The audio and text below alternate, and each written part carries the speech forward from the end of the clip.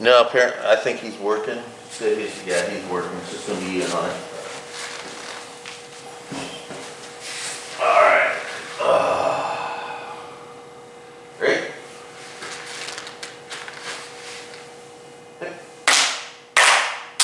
Great. All right. Again, I'll give you opportunity to stretch as you please. Footwork rolls and falls at your leisure.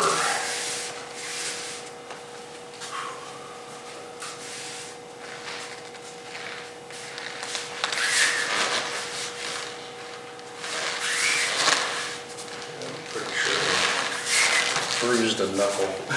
You bruised a knuckle? Sure. So, How did you bruise a knuckle? hit someone. You hit somebody. Cool. So, this is the, let's see, it's kind of swollen. A little bit. Yeah, a little bit. Yeah. It was a couple days ago. Okay. It happens. Yeah.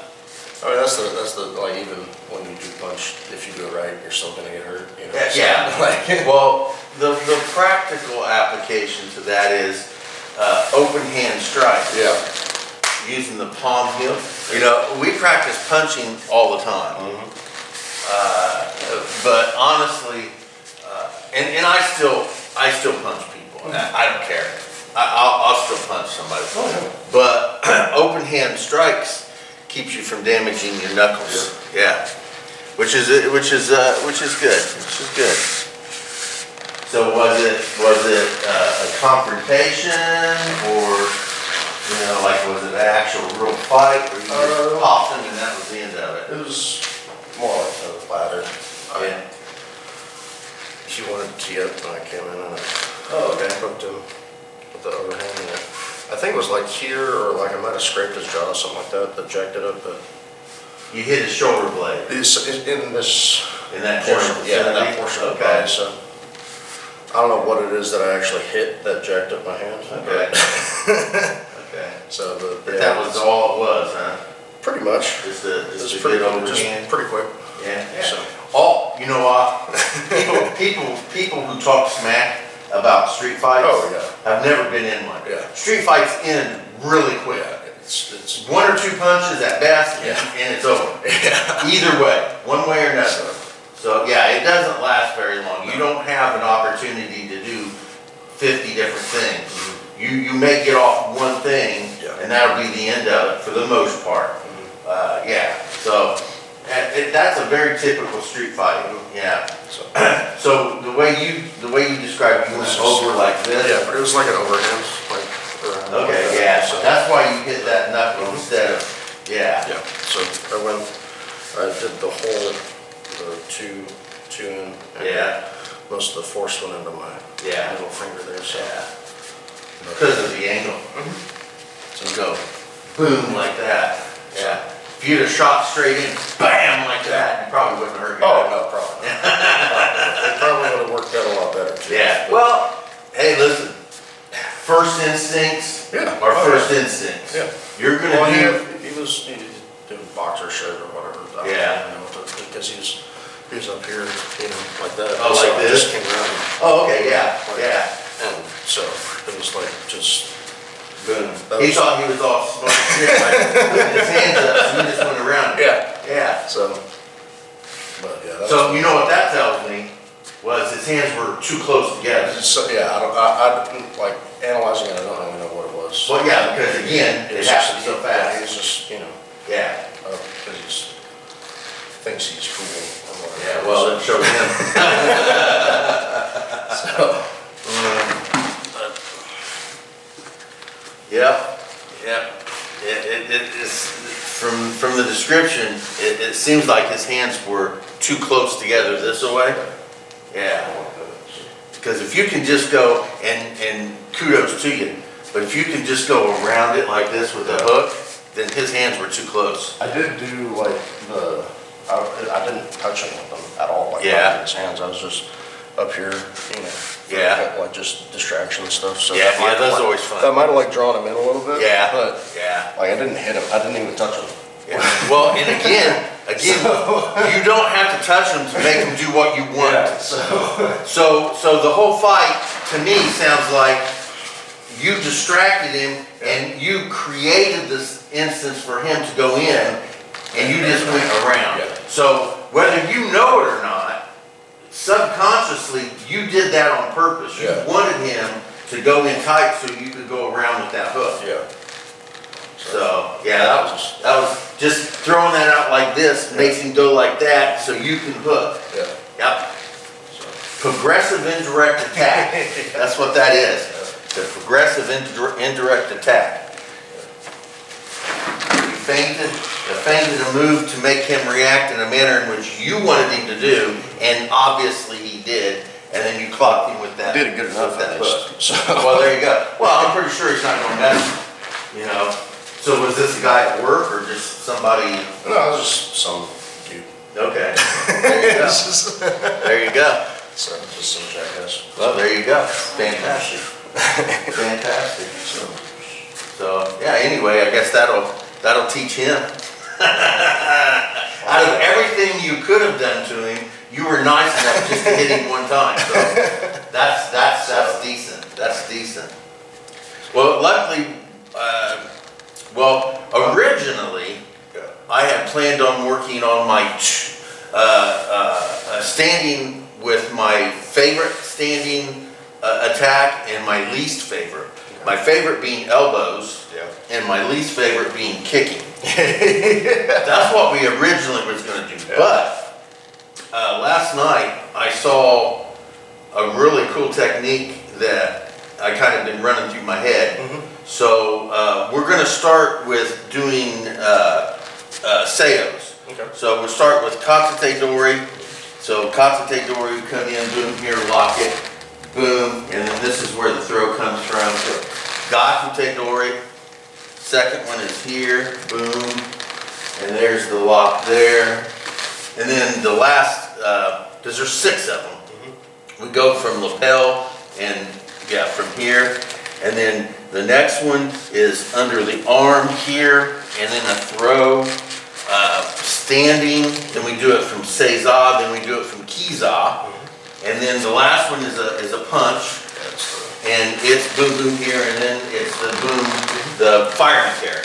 Yeah. So we're gonna run through those real quick. We'll run through them each with, actually going to Seizan and all that sort of stuff. So we'll start with Katsute Dori, and it's a very simple boom boom here. Lock it here, and then there's either the break, or you can constitute that into a throw if you want. Then the Gakute, same thing, boom here, and then that's either a break or a throw. Do it on the other side, Katsute Dori. There you go. Did I grab No, you're fine. And then Gakute. I was thinking. Boom here, smack, good. And then the last, 4 or so. So here, boom, yes, there, and then boom, and wham, yes, good. And on this side, boom, boom, yes. So from here, if you can't maintain this grip as you go under here, it's okay, depending on what they're wearing. If you want to just release it and go over here and grip here, and then lock it here and just wham, and do it from there, you can do it like that. And then Seiza, sorry. So boom, you step in and go completely down to Seiza.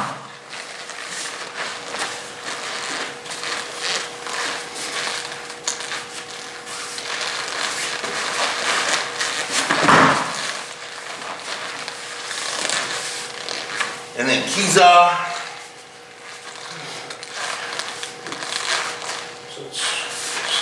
Yeah, boom, boom.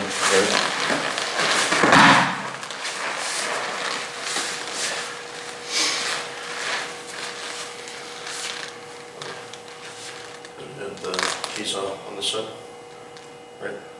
Did we do this one? Yeah, good enough.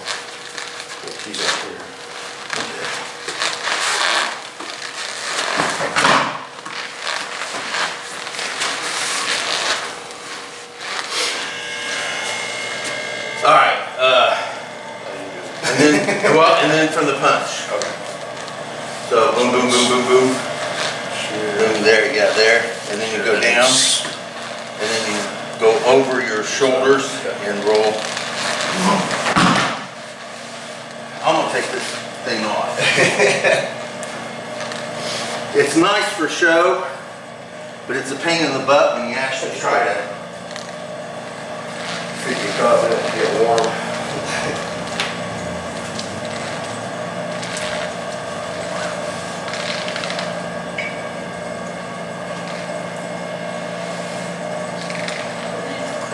It needs cleaned it in. It needs pressed pretty There's a bad. counter right there. I know Ron just put it there now, but It's only been there since I showed up. Just the joke.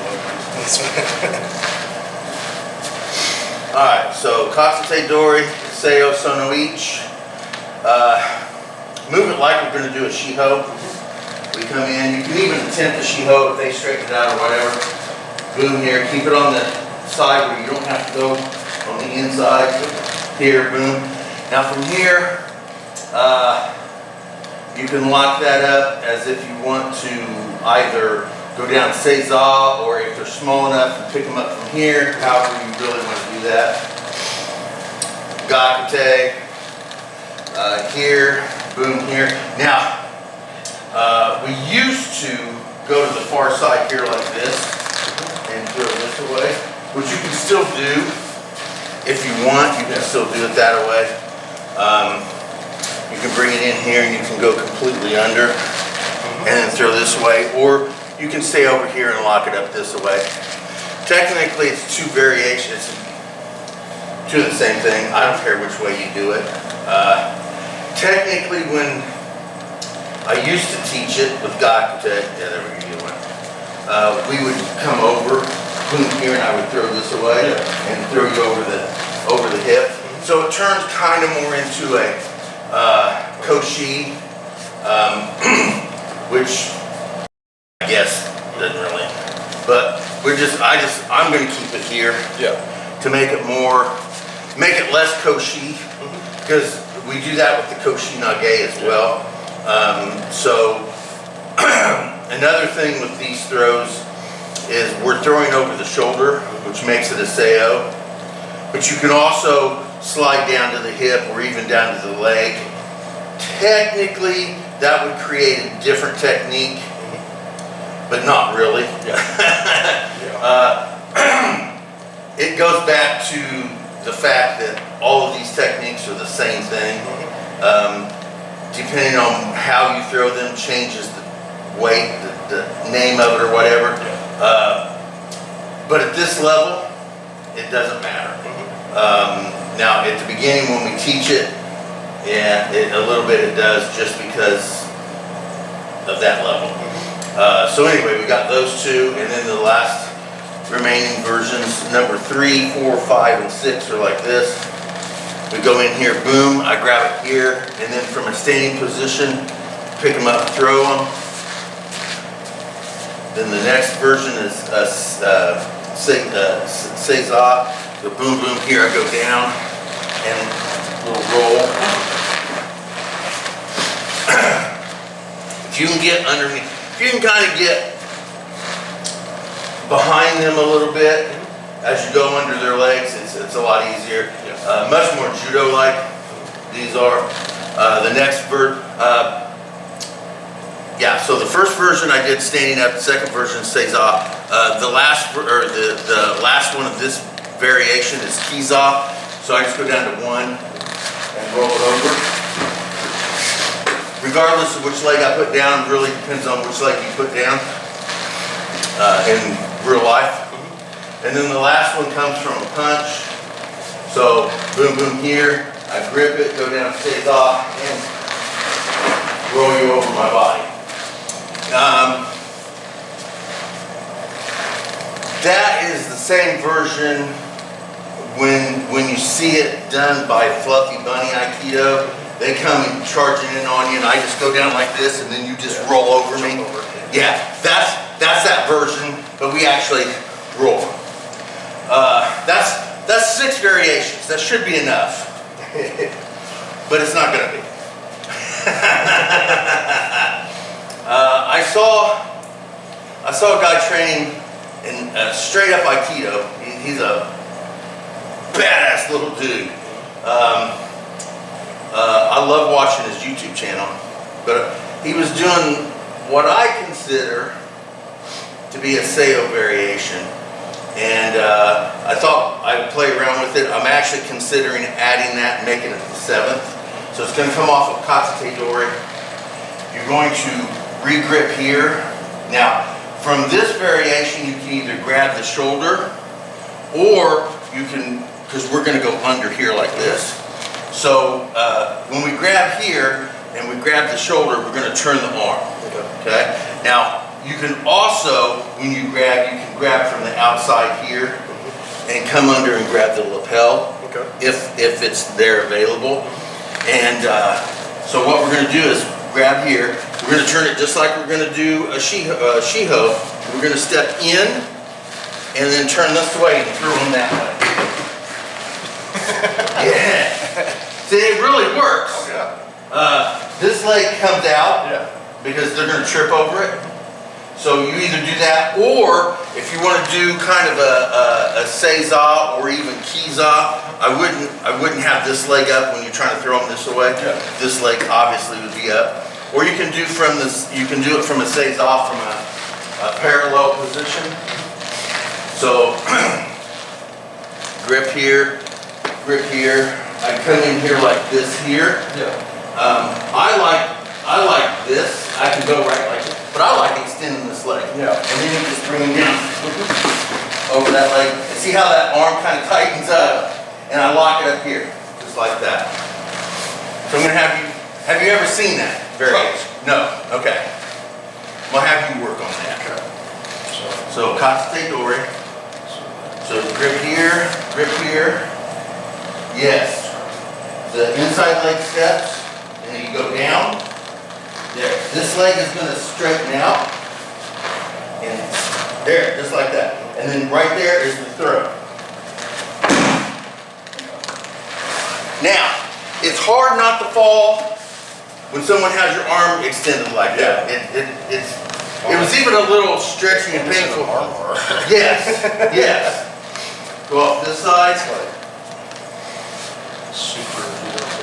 Boom, boom, yes. And then over. Yes, just like that. Yeah. Now keep a hold of that, because you want that extended arm. Yeah. And boom, boom here. And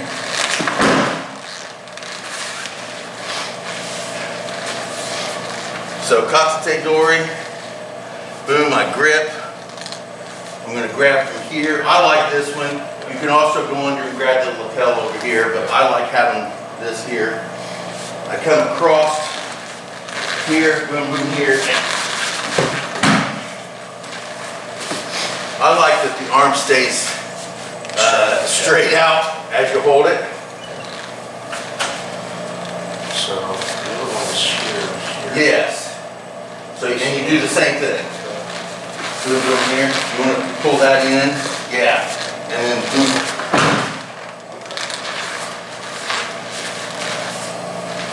That's less shooter leg and more Aikido leg. Boom, boom there. You're not like putting any pressure on. Yeah, there's less pressure on the arm this way when you do the lapel grab. Yeah, you have a little bit more control. I like this one because it's rougher. Yeah. Yes. Boom, boom there. Yeah. Keep it up there, Michelle. Oh, that's stiff. Oh, that's very stiff. Be nicer. Yeah, that one's harder. That's harder on your opponent. Yeah. Uki or whatever. Yeah. So yeah, so if I grab here, and then I reach in and grab over here. Yeah. Boom, boom. You can see how this is a lot nicer, but I can still bring you over. Oh, yeah. Right? And you got the same control as like a. And then of course you got this one here. Boom, boom here. Yeah. Yeah, that arm stays locked. Yeah. This way. I like that one. It's like a backwards Ethiopia. Kind of, yeah. Yeah, kind of like the backwards Ikea. Says it's sitting here on the other side. So, I think that one's gonna be number 7. Okay. That's gonna officially get put on there as number 7. Yeah. So, I like it. It is different enough because the others are also similar. Like the first 2 are the same thing. Yeah. The first 2 is here and just got the thing. Yeah. There's really no difference between those 2. Yeah. And then the rest of them work off of here. It's just here, and either standing, sitting, or kneeling. So those are all just the same thing with that variation. And then the outside, would be number 7, which is going to be a katate dori, shoulder grip.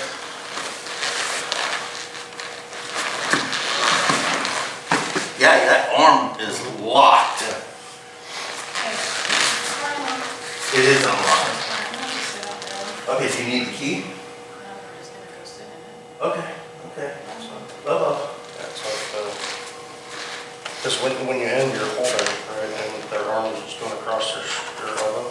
So it's like doing the traditional EQ.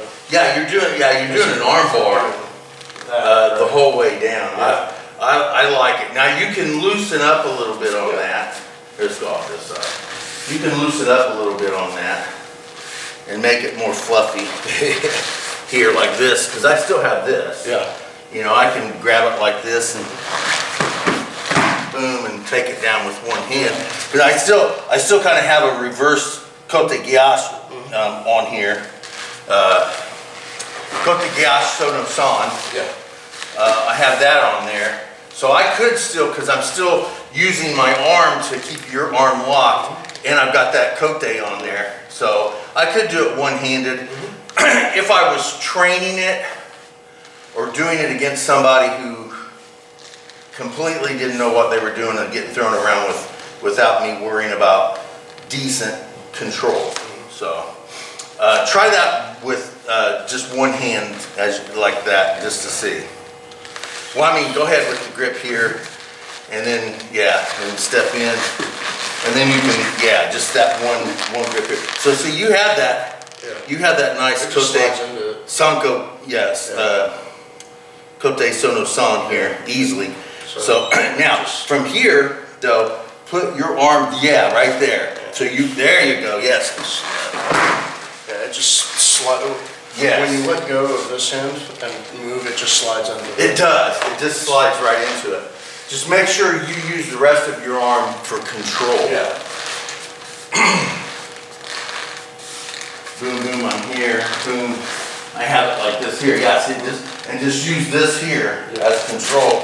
And then I can lock your leg up with a barai, or it could be a different barai. If I wanted to lock it up here, boom.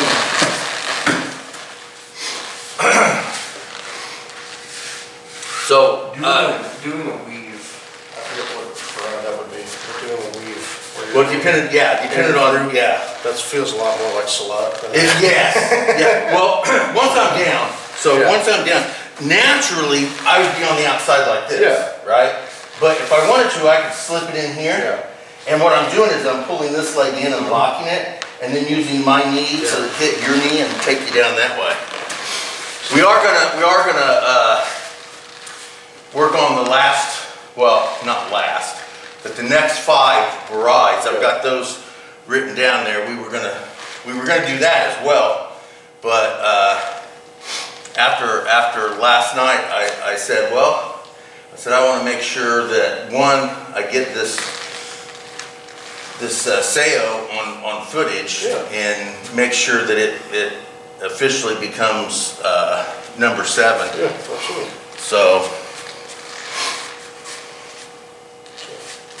when Steve comes back, we'll say, well, we're going to work on the 7 versions of the Seoi, and we'll have him run through them and try to figure out what the 7th one is. He's like, there isn't a 7th one. I'm like, oh no, there's a 7th one. You haven't been here in a while. You just don't remember. You just don't remember. You've done it before. Yeah. So there's that. So that's officially going to be the 7th one. So it's Seoi arm extension number 7. I don't think, yeah, it'll be described as a Katsute Dori, outside lapel throw or something like that. I'll figure it out later. But I definitely want that to be in the manual now from now on. So there's that. Now hopefully, because I have to write that down because I'm going to forget that I did it. I'm like, oh yeah, yeah, I remember doing it, but yeah, okay, yeah, I remember, yeah, of course, yeah. 6 months down the road, if I don't write it down, I'm just, it's gonna go away. 7? Yeah. Yeah, So, yeah. Well, of course I do. You demonstrate that. And then as soon as you're, oh yeah, I remember that. Absolutely, yeah. So let's do the Barai. Oh, let me grab this note page. I got a little note page. I gotta have notes. Here we go. Gotta have notes. Without notes, so we'll go through the first 5. The first 5, I don't have any problem with. So we have oblique, and it can come from either direction or either foot. And with the oblique, it is not just like a sweep, but it is a kick. So I can hit at the knee and stomp down, or I can do more of a hit at the shin and back, boom, or anything in between there. I can do that to the front leg or the back leg. It doesn't have to be from a grappling position. I can be back here and I can just bam, like that. Now, you can also use that as a Barai, a stop hit. It can be, you're gonna start to kick me or move. Yeah. Say you're gonna step forward, so I just crack it like that. It has super amounts of usage for it. Hurt your knee already? I don't know what you did, but it went underneath my kneecap or something. Well, I didn't do it hard on. Yeah, I put it. What I did though was I put it where I was supposed to put it. Yeah. And when I went, I kind of hit a nerve there. I was like, I don't know what happened. Yeah. It wasn't hard. No, it was just I've been kicked harder. It's not about how hard. It's about where you put it. Yeah. So the Barai can be mainly a kick, is what I like it for. Mm-hmm. But it can also be used as a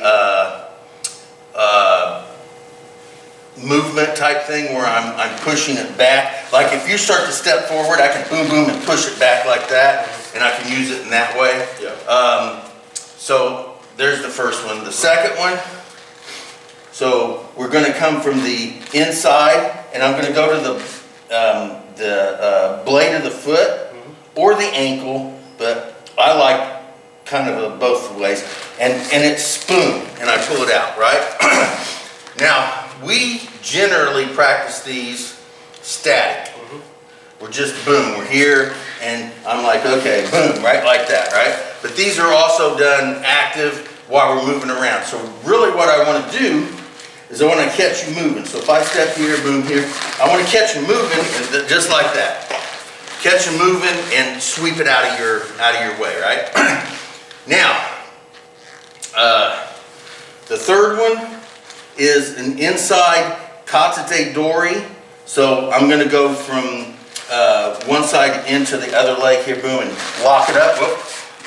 Lock it up from going between your legs, hooking it, and drawing it in, and then dropping it.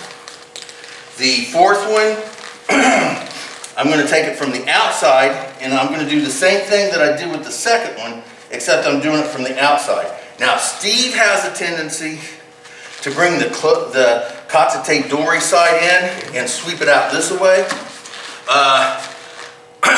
It's not that. That really is a different one, which we haven't gotten to yet. That's just how he does it. But it's actually Gakute. Same side here, boom, and I sweep this way. Again, we do it static, but it's in prelude to doing it active. Yeah. When someone's moving around, you catch them at that right moment, boom, and sweep them, and they fall on their face or their side or whatever. Yeah. Now, I have a tendency to sweep it at an angle so it comes out like that. So they fall back or to the side, right? At least at a 45-degree angle. Yeah. Now, in judo, they have a tendency to swing that straight into the other leg. Oh, yeah. So they take you straight to the side, okay? Same thing, I just don't do it that way. Yeah. I tend to sweep the leg at an angle, so it stays away from the other leg, but you can also sweep it straight into that leg and drop it. To me, that's the same technique. If you wanted to extend that, you could make that two different techniques. One at an angle, one straight. So you'd be going, at this one, you'd be going at an angle 5 across here to the other leg. Or you would be going, you'd be going at an angle 4 because it's this angle here, right? Now, on the other side, it would be angle 1 if I go straight across, and angle 2 if I do my angle, right? So, technically at this point, I'm not distinguishing those as two different techniques. They may later become two different ones because of the angles. Technically, I see them as the same thing right now, so I'm not going to. Just like number 5, we'll go off this side here. Number 5, again, Steve does this differently than I do. And this could also be two different completely techniques. Number 5 is not a sweep back. Steve does it like that. It's not. It is a step and then use the body because the leg will naturally move. We're not sweeping the leg back. We are taking over that spot and we're just standing basically here. I come down like I'm doing that. Like I'm doing the oblique kick, I'm coming down the back of the leg, and I'm repositioning, I'm taking your space, so I'm repositioning your leg. That's all it is, I'm not sweeping that leg. So I come in here, boom, and I just step. So go ahead and stand your ground with that leg. So I'm here, boom, there. See how you stand, when you stand your ground, see what happens? Yeah. Yes. If you release it, which is what we're taught to do, so that we maintain. So release it, boom, see, you release it and that's good. But people out there aren't gonna release it, they're gonna stand their ground. So when you stand your ground, you go down. All right? It's not, I'm not sweeping your leg out.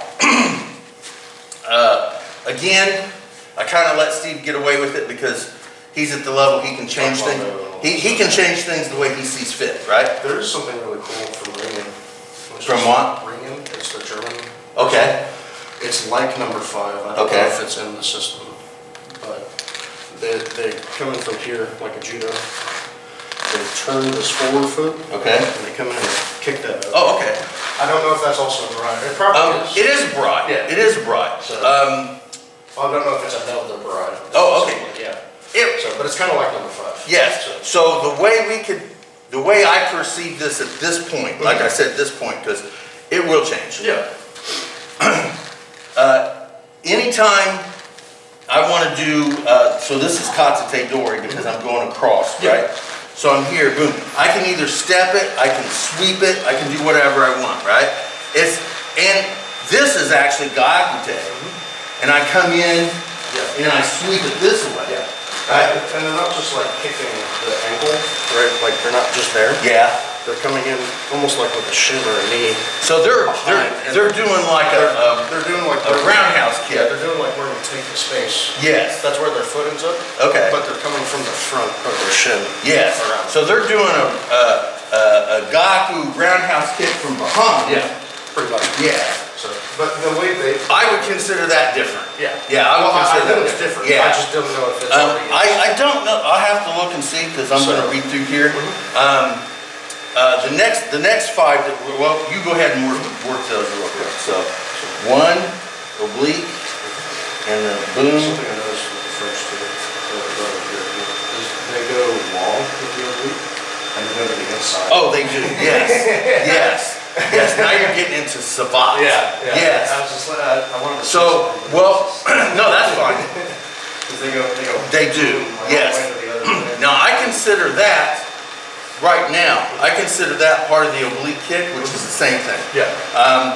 So go ahead and get in whichever position you're in this position here. So if I'm gonna do an oblique kick, I consider all of them oblique kicks. I come in and snap on there, or I come in and stomp where I scrape down your shin. I do that to the front. I can also do it to the back, bam, here, the boom and back, or I can go stomp and slide down, or if I want, I can come in and boom here and hit that. Yep, boom, that opens that up, whoa, hit that. So, They do it like a stomp. almost. Yes. And they'll come in on that boom, inside. and they go- turn it, yes. So what they're doing is, they're getting in here just above the knee. Yeah, they're trying. They're hitting it, and then they're turning it, and they're snapping your leg. Yeah. So, go ahead and position straight out. There you go. So if we're here like this, I come in and I'll go bam like this. Bam right there. Yeah. So yes, I still consider that all part of the oblique kick. Now, if I wanted to take the oblique kick, and I do when I'm talking strictly oblique kicking, I use this as Barai so no each. Yeah. So I don't distinguish between the massive amounts of obliques. Now, when we do just the oblique kick, so when we're in the kicking phase, Yeah. and I talk about the oblique kick, that's when, boom, here, we got that snap from the front to the back. We have this one to the front and the back, boom, boom. And then we have the stomps down, and I can do that here, or I can do it here. And then you have where I go into the side of it. I come in and go ba-bam, or I come in here on this side and I go ba-bam, just like that. And you can do that again with the oblique boom and back, or you can do it with the stomp, boom like that. And yeah, so there's tons and tons of variations of oblique. Yes. Weird tangent. I don't know. No, tangents are great. Tangents are great. So that's how, once we get into the kicking phase, we'll distinguish the difference. Yeah. Right now, number one is all of them. Boom, yes. Yes, yes. Boom, yes. Yeah, they like, dude, it's almost like a weird, like, it's not a snap, but they're going in and then they're pushing. Yes. Pushing through. Yes. It's really weird. Boom, boom, They like yes. sort of at the mid-thigh. Yes. Well, because what they're doing is they're kind of resting their foot. Yeah. I mean, they don't really rest it there, Yeah. but they bring it up here like this, and then they do that stomp, Yeah. right? Yes. Yes. They come in from a really long way. Yeah. Well, they're here, and then they go, wham! They're like across the. Yes. Across the. Well, there's a lot of Sabat guys that got really long legs. Most of the like really skilled professional Sabat guys are really tall and skinny, lanky dudes, and they have that wham, you know. So yes, when we get into oblique kicks, yes, when we get into oblique kicks, we will distinguish. But right now, it's just basically the front side snap or stomp, and also from boom this side. And yeah, you can go to the inside and do it too. I can go across and go wham, wham, all that. But until we get into kicks, we're going to leave it just as is. And then number two, inside boom, yes. Number three is the hook. Number four, sweep, yep.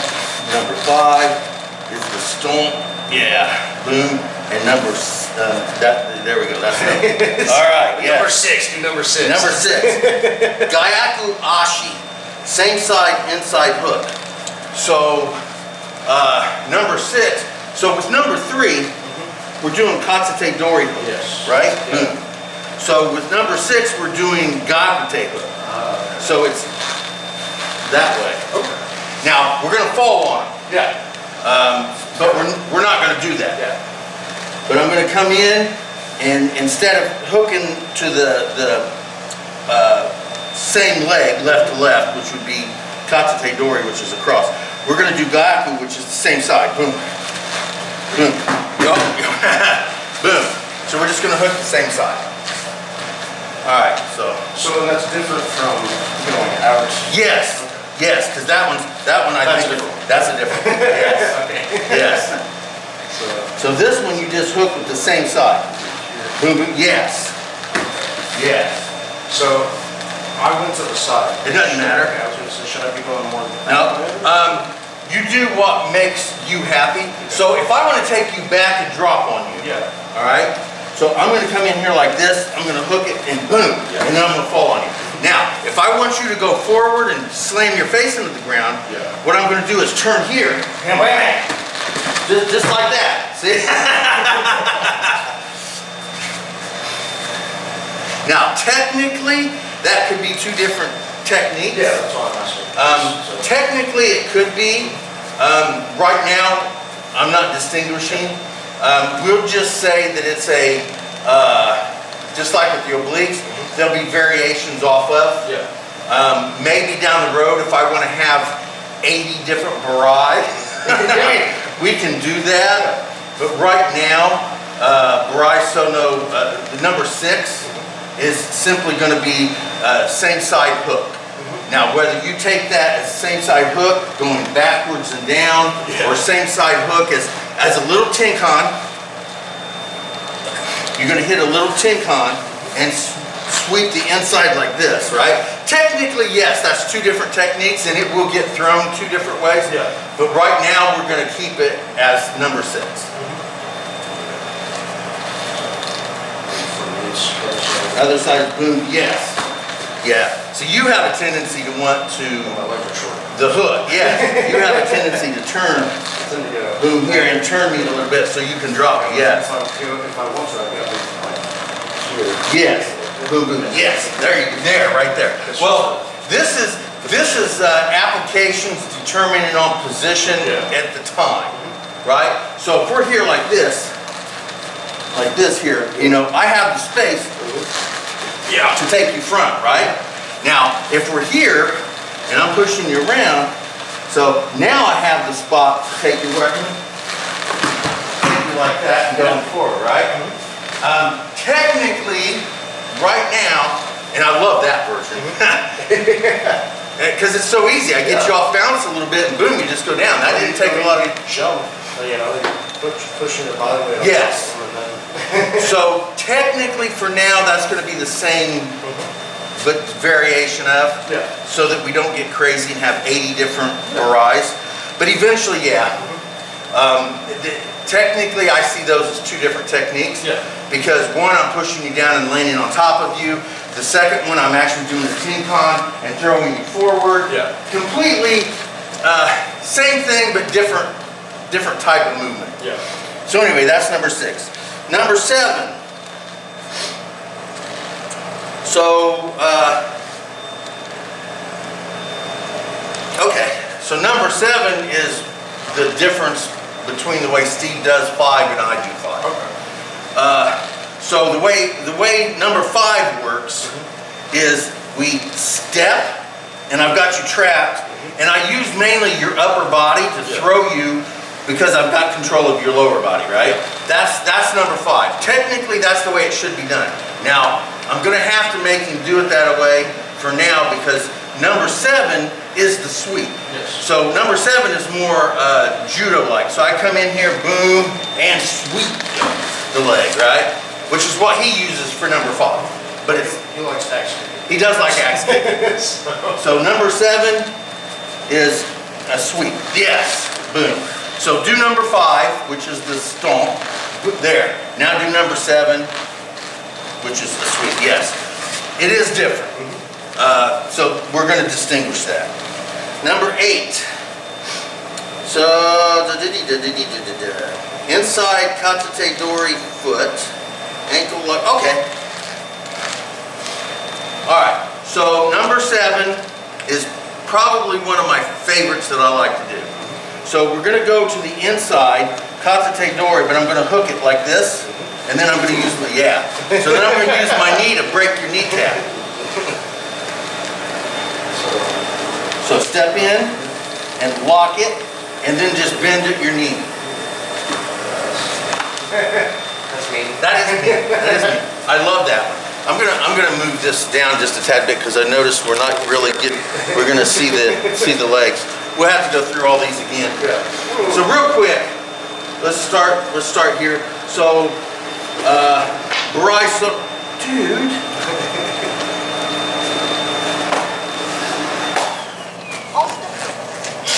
On the floor, Please put me back. It's like, go away, dude. It's on the floor. It's on the, put me on the floor, please. It was polite. It said, please put me back. So, Barai Sono each. Oblique kick. It can be a boom or it can be bam stomp, right? We also went through all the variations of outside and all that, but regardless, Sono each, boom or boom. Sono ni, katate dori, inside ankle to a blade, a sweep. Sono san is katate dori hook from the inside. Number 4 is an outside sweep. Again, I angle it, boom at an angle 4. You can also go at an angle 5 and hit the other leg. Number 5 is a step and a stomp where your foot stays there. And then you use the upper body to actually throw. Number 6, gaku ashi, the inside hook, same side. So we take the same side gaku and hook it and bring it and drop it that way.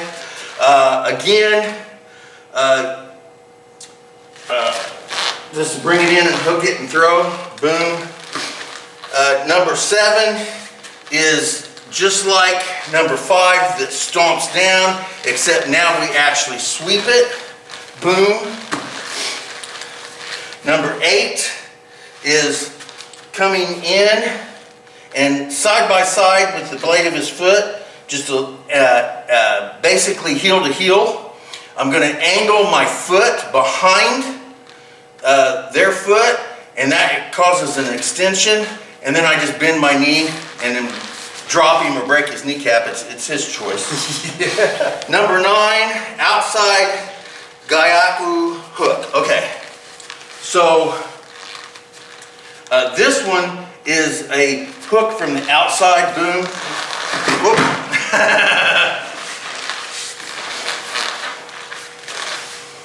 So we just do same side hook. So if I go to the other side, what I'm going to do is I'm going to take this gyaku and hook it, boom, and drop him that way.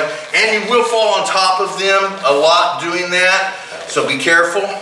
So go ahead with number 9 and same side hook. There you go, boom. Yeah. And then number 10. Oh, yeah, well. The fun one. Yes. So, number 10, we're here where we're facing them. So you can do this several different ways. You can actually tinkan and extend this leg out. But what we're going to do, and I want you to roll with this because I don't want you landing on me. So what I'm going to do is I'm going to extend this out, and then I'm going to sacrifice fall and roll him. So I'm going to go boom, boom, and roll him over. See, that's judo. That is, yeah, that's very, very judo. Yes. So that's they like rolling with their opponent. Yes. So, yeah. I think of the what's it called? Jumata. Cross. Oh yeah, boom, boom, and then through. Yes. Yeah. It's very much. We have a lot of those throws as well. Yeah. So yeah, with this one here, we don't want to grab your hair, grab a hold of that. Well, in real life I will. So we have the basic hand lapel type grab here, and all I'm going to do is extend katate dori across. I have a tendency to like to kind of tinkan a little bit. You don't have to. I could just drop right here, just extend this to the outside like this, like I'm going to do another one. And all I'm going to do is fall to the ground with a side fall, and I'm going to roll over me, boom, boom, just like that, and then I can get up and start, or I can start doing my ground fighting. Or if I don't like ground fighting, I can get up. I do like ground fighting, so. All right, so there you go. So this leg will extend out, boom, boom, and then all you're going to do is fall and roll. Do a side fall and roll me over. Okay. Yep, just like that. Those are right now, without getting super specific with variations, those are the 10 Barai. Okay? So we'll re-establish the camera angle. Because the last time we did ground stuff like that, I forgot to reposition the camera. But those are the, right now, the 10 basic Barai that we work. And I'll be honest, the last 5, although have been written down for a while, I have not practiced enough to have them in my head like I do the first 5. So I will review many times. Yeah. So if it weren't for my notes, you know, notes are fantastic because it reminds me of things. Yeah. And I stand by this. You only need 3 to 5 techniques. 5 at absolute best. Yeah. To be able to do anything in the street with any normal person and come out on top. 3, we'll say 3 is a minimum. That's not really true, but we'll say on average 3 to 5. If you have 3 to 5 techniques that you do without thinking, and it was you that had the incident where you didn't think about, was it you or was it Steve? I have no idea. Okay. I've had a lot of this. No, it was you. It was you. We were talking about something, and you said it just came out. That's just what happened. And I said that's exactly what it's supposed to do. Oh! It was when we was training, doing the variation of the Boken technique. That's what it was. That's what it was. Yes. So it just happened. You didn't think about it. As a matter of fact, you didn't even realize it was part of the Boken until I said something. Yeah. So. You only need 3 to 5, right? And you will train those enough to where they just come out regardless. So all the rest of the stuff is just added. It may not come out as fluidly as other things, but it's still there in your head. Those last 5 are like that. They're still in my head. I would still do them, but I wouldn't necessarily say, oh, well, this is blah, blah, blah technique or whatever. I wouldn't even know I probably did it until I either saw it on film or reviewed it in my head later and said, I think I did that, you know? Where the hell just like when I did that side kick to the dude's armpit. Yeah. That was not in my head. I don't even know where the hell that came from. You, beyond anybody, well, other than maybe Michelle, you know as well as anybody else, kicks aren't my thing. We will train them on occasion, but rarely. And I surely don't train them enough to where it should have came out like that. Yeah. But it did. And the reason it did was because that's what that's what said, hey, that's going to happen. Yeah. Don't worry about that you don't train it, just do it. And that's what happened. Yeah. So these Barai are the same thing. We've been training the first 5 for several years now. Yeah. The last 5 we haven't gotten to until recently, so it's going to take a little bit of time. It's a blue belt technique, isn't it? The Barai's, I think so. I think they're in the blue belt. They're in the blue belt there somewhere. It's been a couple of years. Yeah, they're in the blue belt somewhere. But yeah, we're going to add those. When we start going through the process, instead of doing just the first 5, we're going to do all 10. Yeah. So it's not an added stuff to the curriculum. It's just expanded. We'll put it that way. The Barais are there. They've been there. We're just expanding them a little bit. And again, once you get your first degree, definitely into the second degree and third degree, you don't have to worry about, well, this Barai, that Barai, or whatever, unless you're teaching it, or unless you just want to remember the sequence. A Barai is a Barai. It doesn't matter how it comes out. That's what it is. To me, Barais are nothing more than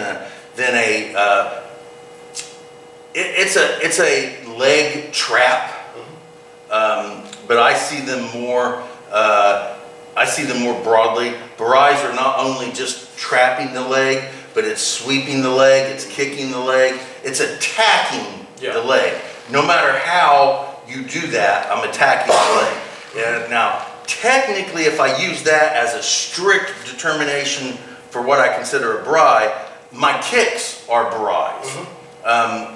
Technically, if I want to look at it that way. Now, there'll be people argue, well, a Barai is this, boom, and they got a specific definition. Well, I mean, but that's fine, that's what a Barai is to you. if the translation is one thing, you know, but you do tons of, I mean, we do oblique kicks. You know, Yes. We do traps. We Yes. do, you know, we do sweeps. Yes. It's all. So the Barai actually, for me, the Barai is a way that I can get the Filipino and the Indonesian and the Japanese and all those cultures outside of Aikido. It's a way that I can get them into it a little bit without feeling bad about it. Because, like I said, white belt to black belt is basically Aikido techniques. There's no punching, there's no kicking, there's none of that stuff involved, because I want it to be that until you get conditioned enough to do that, to be able to start making it mean and making it more jitsu. So first it's a do, then it's a jitsu, and then it becomes whatever you want it to be. So the Barai are kind of like a link between the do and the jitsu.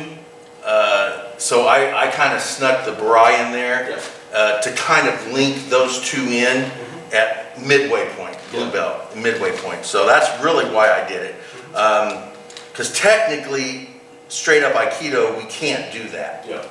But that's their Aikido. My Aikido, I can do any damn thing I want, which is why it's Aiki-Jitsu more than it is Aikido. It's Aiki-Jitsu. But regardless, those are the 10 Barai, and they're going to be in there.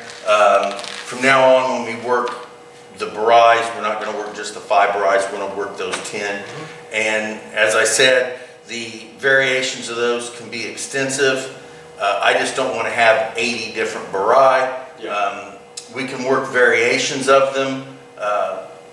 And eventually you're going to get to the point where you realize they're all the same thing, and it's just all variation of the same freaking thing. So, Well, that's probably why judo has like 80 variations, is because it's like, well, you throw them at this angle instead of that angle, so it's a different. exactly, yes. It's a different Well, it's like with us, if we're gonna do something katsute dori, when we do a gaikute dori, it's considered a different technique, but it's really not. It's just different hand. Yeah. So katsute dori Seoi is here for us. Boom, right?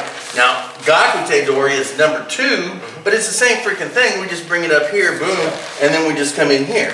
You know, technically, if I wanted to shorten that, I could say that it was all one technique, and we do it. First variation of one technique is here. Second variation of one technique is here. You know, so, but instead of doing Seoi Sono each, A, B, C, D, E, you know, stuff like that, which some systems do break it down like that, but that was irritating to me and I didn't like it. So that's why we have 7 now. We have 7 variations of Seoi, is because Each with different each, names. technically, especially at higher levels, not lower levels, and I'm not trying to say a lower level person couldn't understand it or do it. There's just a progression that allows people to be a little more individual once you get higher. You know, technically, Seoi Nage. That's it. You can variate that any way you want. I don't care. If it goes over the shoulder. As long as the arm is extended over the shoulder and locked in some manner. How you end that does not matter. But you can't do that at the very low levels, especially with people with no experience. You can't do that. It doesn't work. They'll get frustrated, or they'll fixate on one variation of it and won't ever do anything else. So that's why I broke it down into 1, 2, 3, 4, 5, 6, whatever it is, so that they had to train different variations, and that way they would get accustomed to it, and then once they get higher level, then they could realize, oh, I can do this any damn way I want. But you can't do that at the very beginning because your mind doesn't work that way. So anyway, there we go. So that's what I wanted to work on today. Well, technically, originally I was going to work on elbows and kicks. But I'm not going to do that today, right now. That's going to take a whole freaking class. Let's do that when Steve comes back. Yeah. He'll have fun with it. Yeah. So elbows are my favorite, you know, but I broke it. And we have, because of my Filipino kali, an Indonesian salat, kali salat is what it was. Because of that, my interpretation of elbows are completely different than the Japanese interpretation of elbows, or anybody else's interpretation. So, just to discuss it real quick here. I make notes because I have to. Elbows, here we go. So, where the hell is it? Anyway, we had 3 different.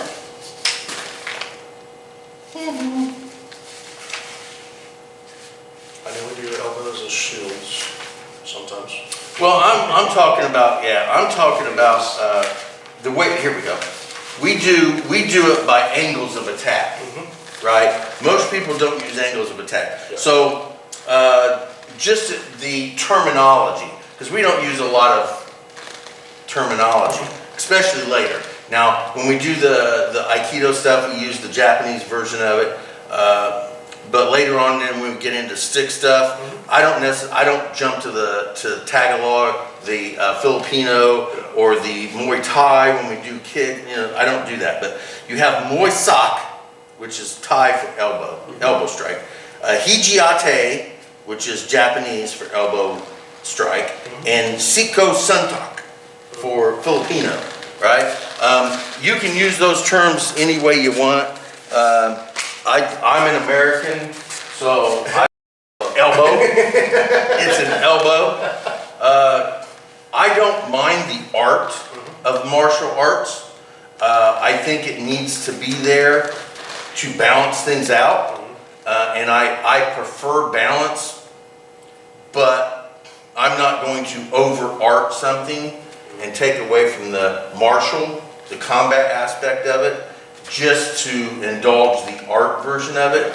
The art version, for me... Well, that's when you get stuff like wushu. Yeah, for me, the art version is an addition that just makes it flow better. It gives class better intention and things to that nature. It's also good to know because it for some people, and for me on occasion, it helps when I understand the art version of it. It helps me comprehend why it's done that way or things to that nature. The art is important, but I do not make it more important than the martial or the combat version. Now, if I put emphasis on anything, it's the combat version, not the art. So that's just me personally. Other people, obviously, who don't train with me, may put more emphasis on the art, which is okay. That's okay. I don't mind that. I like parts of the art just to make the combat portion better. But if I have to focus on something, I'm focusing on the combat more than the art. So it's a freaking elbow. We're in Indiana, in the United States of America. We're an English-speaking country. It's called an elbow. Now, just because we do Aikido doesn't mean I have. We call it Hiji when we're doing techniques in Aikido because it's just the name for it. I could say elbow strike variation 1, which is the same thing as Hiji Sono Ichi. Same thing. But we do use the art, especially from white belt to black belt. We use that art aspect of it to balance everything out. Now we're from first degree working on second degree. I personally get away from some of that art stuff and deal with more of the combative stuff. That's just how my classes are. The art stuff, like if you focus too much on the art, that's when you end up with like wushu and capoeira. Yes, that's when you end up with classes where you do techniques and you never touch anybody. Yeah. Nobody ever pressure tests anything. People all the time tell me that my Aikido will not work in real life. Just won't work. I disagree with that. Now, some of the techniques may be difficult to place in certain circumstances. Some of them may not work at all unless I get into a very specific situation. But I have used Aikido. I've used that Seoi Nage, the hip throw. Dude, I knocked somebody unconscious, broke 3 of his ribs, and made him shit himself with an Aikido technique. So don't tell me Aikido doesn't work. My defense at this point, when I try to defend myself, is that it may not work for you, but it does for me. That's basically where it's at. Okay, it doesn't work for you. You know, I think people need to add that last part in there. Just because it doesn't work for you doesn't mean it doesn't work for somebody else. Now, I find myself in that same trap. You know, I see people doing things that I do kick flips and they sit there and they do the boom boom and they flip boom boom boom and they break boards and they flip twist. You know, on a street situation, I don't personally find that practical. I think it's way too much energy when you can just simply just go bang and it's all over. And that will not work for me. For me. It very well could work for somebody else. Not me. But the only reason it won't work for me is because I don't train it and I don't care for it to work for me. If I wanted if I wanted that crap to work for me, I would learn how to make it work for me and it would work for me. But I have no desire in that. You know, I mean, to me, that's a lot of energy. It's an extended amount of movement that isn't necessary. As soon as one or both of my feet come off of the ground, I'm losing the power that I had. Entirely on weight. Yes, people all the time counter my argument that as soon as you lift your foot off the ground, you lose half of your energy and power, and they persist that the centrifugal force created compensates for that. Whether it does or not, it's possible. For you, it's possible, right? For me, that's not possible because I don't do it that way. But I always try to say, that doesn't work for me. You know, I don't say, well, that sucks and it ain't going to work at all. It'll never work for any human being ever. Because that's not a true statement, because all people are different. You would be able to do things that I can't do simply because of your physique. I can do things that Chayton can't do because I'm much bigger than him. You know, and it's simple. That's the way it is. So my techniques may not work for Chayton because I have a physical attribute that he doesn't have, and it goes on and on and on. So it doesn't work for me. That's it. That's the important thing. And I don't know how we got into that because I know we were talking about elbows. But one benefit, and I consider this a complete benefit of my system as a whole, Zenshin Jitsu, is that we work off of angles. Most systems, and I got this straight from Filipino Kali, Indonesian Salat that I trained. Other than that system, I don't know any other system that uses angles as an attack mode instead of attacks. So to us, there's absolutely no difference between any punch or anything. If it comes at this angle, I don't care if it's a punch, I don't care if it's a kick, I don't care if it's a knife or a sword or a stick or a tree or a car or a bullet. None of that stuff matters. It comes at this angle, you can defend it in the same manner.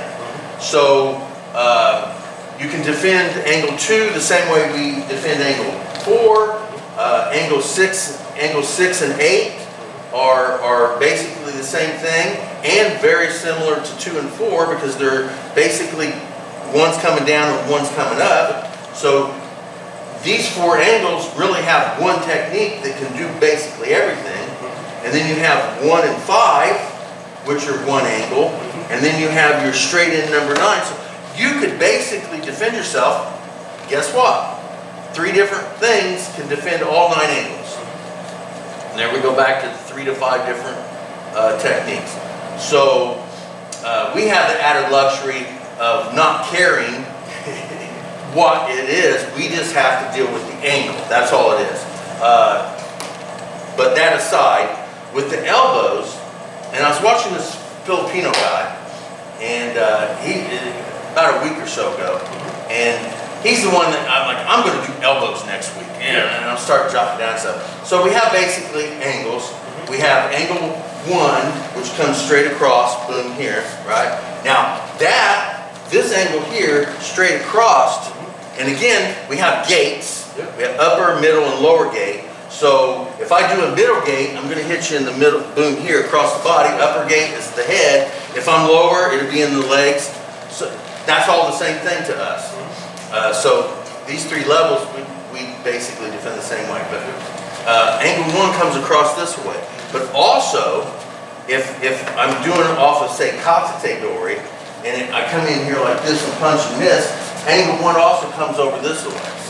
So whether or not I'm hitting you with a Gyaku hit, or with a Katsutedori hit, boom, back like that, right? Same with all the other angles. We have boom, angle 2. We have angle 3, which comes straight down. Angle 4, angles here. Angle 5 comes across this side. Angle 6 comes up. Angle 7 comes straight up, which is possibly my most favorite. Is just a straight up, bam, just come up in here. It's like a cover. So we do this all the time. When someone punches, we cover, just like that, right? So it's an elbow. When you punch, bam, it's the same freaking thing. I don't teach it that way right away. So off of this side here, when I cover, right? And we just cover, and I leave it at that. But if you notice, go ahead. If you notice, there's an elbow right there, right? Now that's to the outside. When you hit, so boom here, bam, there's an elbow right there. And then come down, go into Gaku, or whatever you want to do, right? So Gaku Rimi, right here, right? That's a freaking elbow. It is. It is. It's an elbow. So when you hit here, if I'm going to do Aikido, I'm just going to slip this hand in here nice and pretty. I like to, and I tell everybody, I like to have my elbow in your throat, and that hand extends, boom. Let's turn this direction. I extend the arm here, my elbow comes in here, boom. My foot is behind you, and I'm here like this. And then I like to boom and put the elbow in here like that, right? That is Gaku Rimi. But what I don't tell people at that level, it's a freaking elbow. Right across the face. Right across the face. Too. I mean, Gaku. They're all of them. You know, we're not hitting them in the face, but we're hitting their arm. Yes. Well, I even tell them when we're doing that. Yeah. When we're doing that, I say roll, and I say pretend like you're hitting them in the face with your elbow. I tell them that all the time. Yeah. All right. I don't tell them to do it. I tell them to pretend that. But I'm really teaching them to elbow people in the face. Yeah. But that's not till late. So all these elbows are in Aikido. The thing with Aikido is that originally it was Aikijitsu, and then it became Aikibudo, he kind of switched the name from Morihei Washiba, switched the name from Aikijitsu to Aikibudo, and it was still mean. It was still mean. Yep.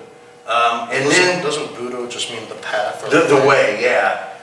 So. And then that's when he got super religious, and he took all the mean shit out of it, and that's when it became Aikido. So it went Aikijitsu, Aikibudo, Aikido is the progression of it. Now, Aikijitsu is just plain mean shit. Yeah. Aikibudo was mean, but there was a little bit of peacefulness to it. Yeah. And then you got Aikido, which is the religious, passive, we can't hurt anybody attitude. Yeah. So that's the progression Aikido went. Now, I started with Aikido, even though it was mean. Worked your way back. And I worked my way back. But what I did was, the way I worked my way back wasn't the same way that it progressed forward. Yeah. Right? It went Aikijitsu, Aikibudo, Aikido, right? So that was all Japanese influence. Yeah. So I went from Aikido, which was still a little rough because we didn't train it, or even originally we didn't train it Do way, it was more Budo. Kijutsuka is also a much more... Yeah, yes, yes. So.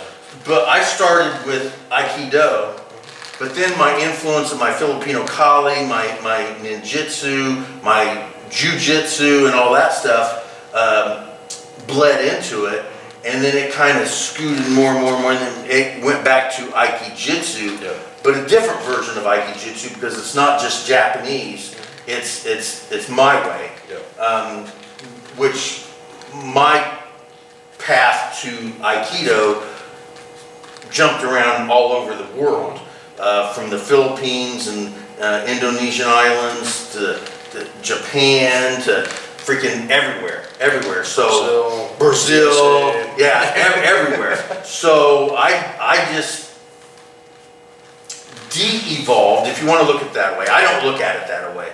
I think, and I don't look at it in a linear line because I look at things circular. So I didn't really de-evolve it. What I did was I took Aikijitsu, Aikibudo, Aikido, and then I just kept going around that path until I got back to Aikijitsu. You know, I don't think, from my version of it, I didn't backtrack that line. What I did was I just took that circular path back to where I wanted it to be. So, you know, try not to get too philosophical and ridiculous, but that's basically how it's. Now, others can look at it as I de-evolved it, that's fine. I don't care if people see it as a straight line, or with me, I see it as a circle. It doesn't really matter how you view it. The point is it came back to this point, you know, whether it went here and here, and then back here to here, or whether it went here to here, all the way around here until it got, I don't care how people view it. That's what happened. So, but mine is different because mine had a broader viewpoint than his direct did. It's not just Daito. It's not Daito Ru like it started, and then when it actually evolved around with us. So as I was doing my little circle around the planet, you know, I nitpicked this and this and this and this and grabbed this and took that. And boom, when I got back over here to where the circle kind of started, my Aikijitsu was different than the original Aikijitsu just because of my influence and experience. So, and everybody's will be different. Yours will be different, Steve's will be different. Well, I've included stuff like, you know, sumo. And yes. I love sumo. Oh, yeah. I love sumo. And I have to be honest, have you been watching? Not recently. Okay. So Aokinishi is from Ukraine. I don't like him. People yell at me all the time because I'll post it. I don't care for him. I just don't. He's a one-dimensional sumo guy. All he does is a push shover. That's it. He doesn't really lock. He doesn't trap. He doesn't throw. He doesn't do all the cool stuff. In any other way other than just push and shove. Now, I got a lot of slack from people telling me I'm completely wrong because I will avidly say him and Shishi, which is also from the Ukraine. I don't have anything against Ukrainians. Yeah. I don't know any. It's just the way they do it. But the way those two guys do sumo, they're just nothing but push and shovers. That's all they are. They have no dimension to them whatsoever. They're a straight line, right? There's Japanese wrestlers that do the same thing. There are Japanese wrestlers who do the same thing. Now, So, I'm not horribly fond of that either. yeah. Now, I will be honest, I'm a little biased. I like the trapping, the locking, the throwing. I like that because that's my style, right? So, but I love sumo, and I love the palm heel strikes, dude. I've seen sumo go down from a boom. Oh, they smash them down. Boom, yes. But Al-Nishiki is Ozeki. He won 2 tournaments. This tournament here, which is going on right now, I think it's towards the end. It's on like day 14 or 15 or something like that. It's almost over. But if he had only had like 2 or 3 losses, they were going to promote him to Yokozuna right there. He's been losing all over the place. I mean, just because he's one-dimensional. Yeah, that's the thing. All he's got is he's low and he just pushes and shoves. That's it. Yeah. If you get him up, he's got nothing. Nothing. Just attack him from the side. So he's lost. Yeah. He's lost more than he's won. Yeah. And I'll be honest, I cheer every time he loses.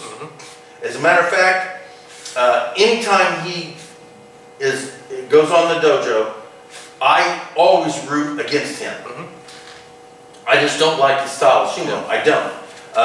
And he's not going to get Yokozuna this time. He's lost it early on. He's completely crashed. That being said, there are good foreigners too. There are. Touchy-Nushin. There are plenty of good foreigners. Yeah. I don't care where you're from. Yeah, that's the thing. So I just want to see what I want to see. Because people will be like, oh, well, you just don't like this country. No, it's got nothing to do with it. It's got nothing to do with it. I'm the same way. Just so happens that the 2 guys that only push and shove are from Ukraine. Yeah. It just happens to be that way. They both, when they have the opportunity to push and shove, they do fantastic. Yeah. And they win. But when they don't have that opportunity, they always lose. They're one-dimensional. They're a line in a world of circles. Yep. And it just doesn't work. And so that's why I like him. Yeah. You know. I don't like him either. Ura, he doesn't always win a lot of fights, but everybody seems to love this guy. He has one of the coolest throws in judo that almost nobody else does. So when he gets in there, he'll get in like this, right? Boom, there's a headbutt.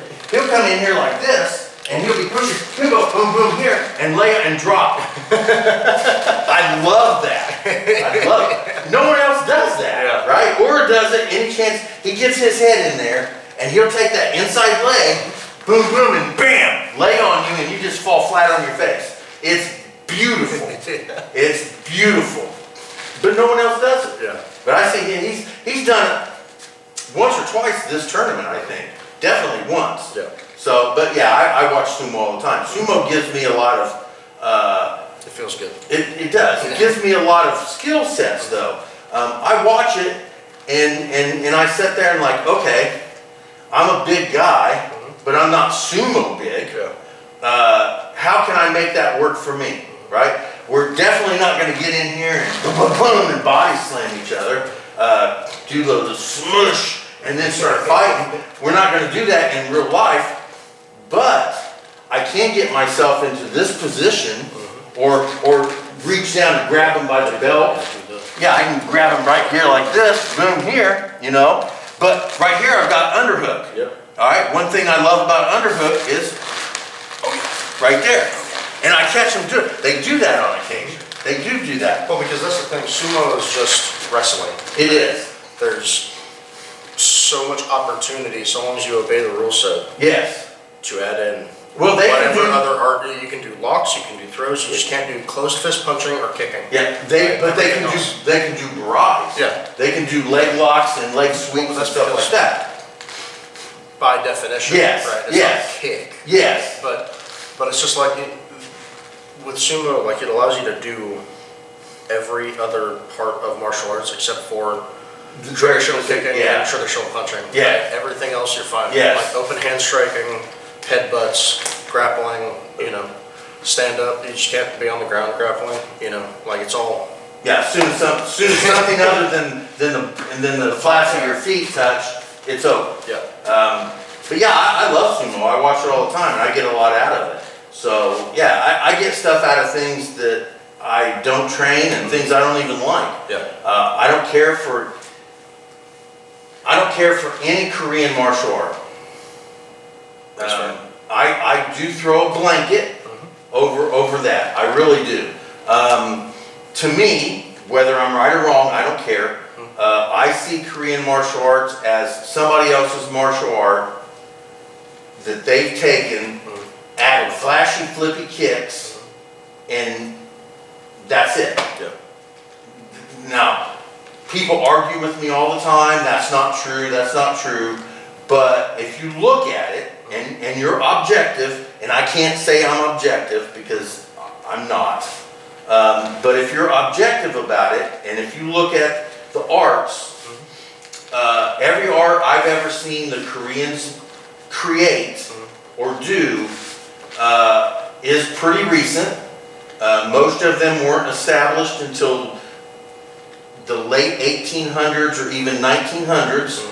In the 1900s, and it's just some other art with high flashy flippy kicks involved. That's it. And if you look at the dates, every martial art from Korea is modern. Yeah. To be totally honest, almost every martial art from Korea wasn't created until the 1950s. Legitimately, not until the 1950s. Maybe you could go back to the 20s or 30s and you start getting like the early stages of Taekwondo before it was called Taekwondo. But even then, all they did was took Japanese and Okinawan karate and added high, flashy, flippy kicks. That's just how I see it.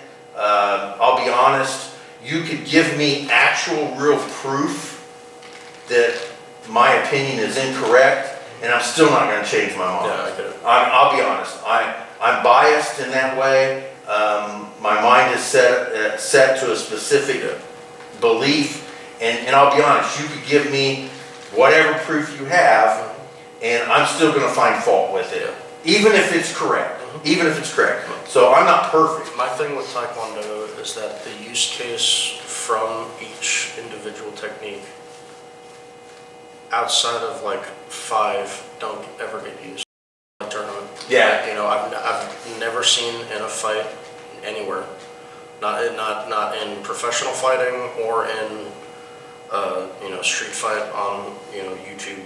Yeah. Axe kicks, crescent kicks, or not crescent kicks. It's the hook.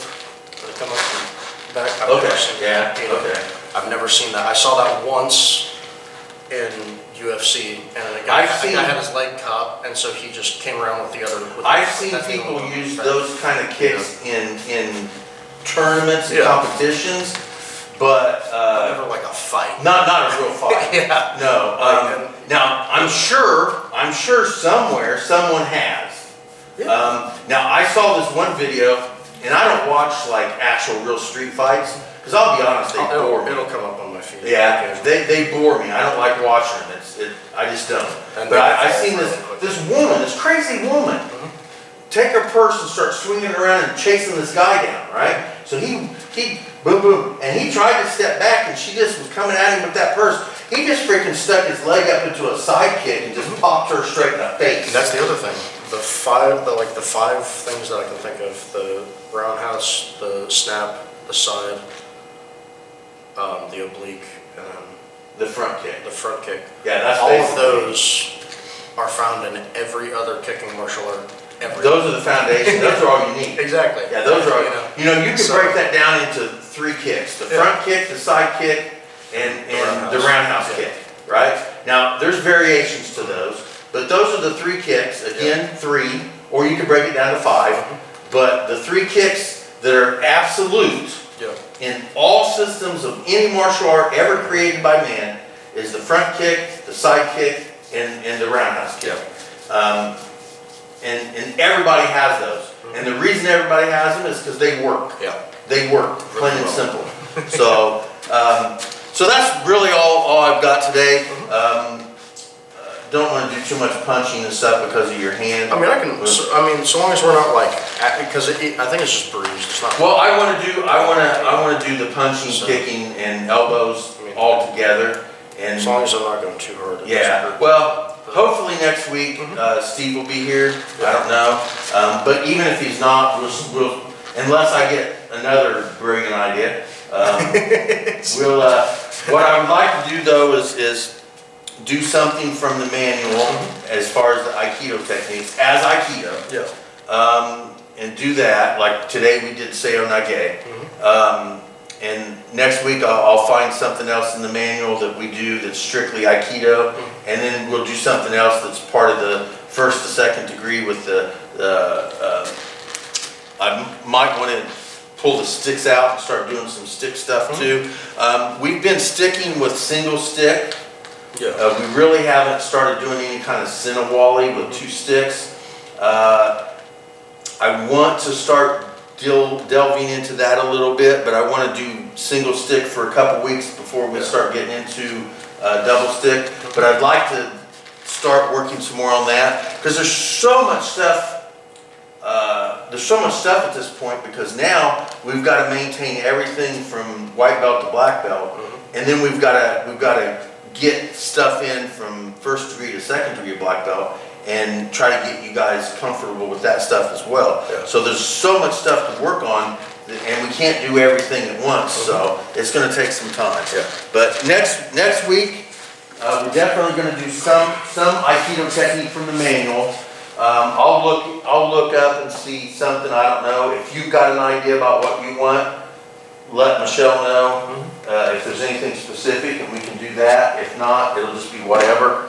And we'll do something, I'd probably want to get the sticks out and work on angles and disarms and stuff like that. So, great.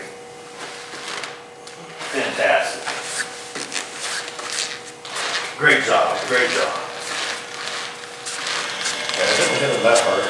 Well, you don't have to hit hard, you just have to hit right. I want to say, I don't know exactly